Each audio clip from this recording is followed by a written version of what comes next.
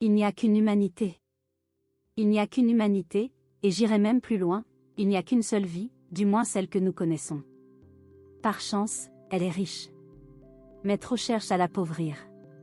Regardez ces bébés. Qu'est-ce qui les différencie réellement? La pigmentation de leur peau, due à la diversité humaine et à son expansion à travers le monde? Et est-ce vraiment au nom de cette simple variation que certains prétendent établir une hiérarchie? L'être humain classe, catégorise, parfois trop.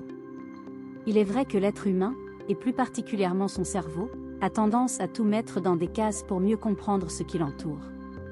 C'est pour cela que nous avons un langage, que nous nommons les choses, que nous les hiérarchisons parfois.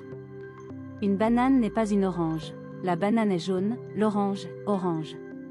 C'est utile, cela participe même à notre génie humain.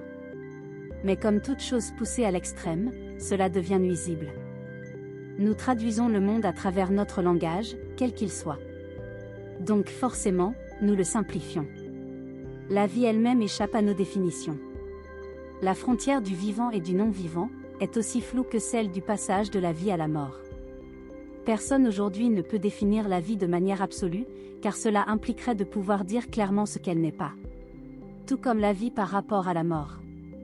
Ainsi, aussi précise que soit notre description d'une banane ou d'une orange, ces deux choses que nous appelons fruits sont bien plus que cela. Ce sont aussi des formes de vie, et à ce titre, d'un certain point de vue, ce sont nos semblables. Ou plus rationnellement encore, ce sont des assemblages de matière, d'atomes, comme nous. C'est un peu méta, j'en conviens. C'est une forme de philosophie.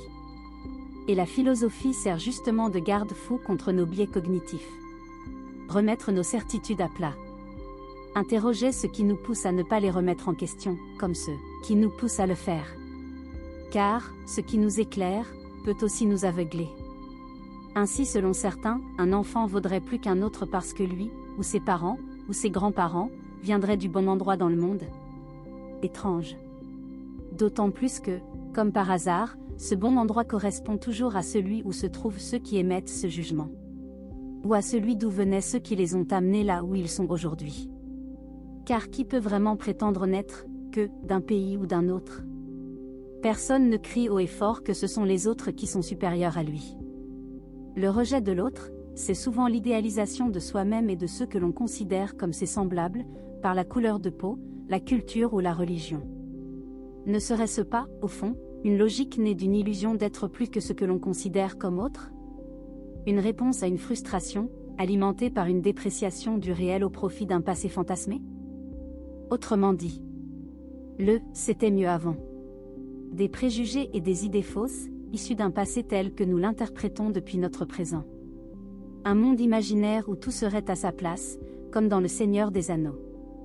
Les orques sont des orques, les nains sont des nains, les elfes sont des elfes. Des frontières fixes, rassurantes. Mais la réalité est bien plus riche. Et donc bien plus complexe. Et l'efficacité dans tout ça? Oui, de manière pragmatique, on peut dire que certaines cultures, et donc certains peuples, semblent plus efficaces que d'autres, selon les critères de notre société actuelle, production, accumulation de richesses, performance. Mais qu'en est-il vraiment ?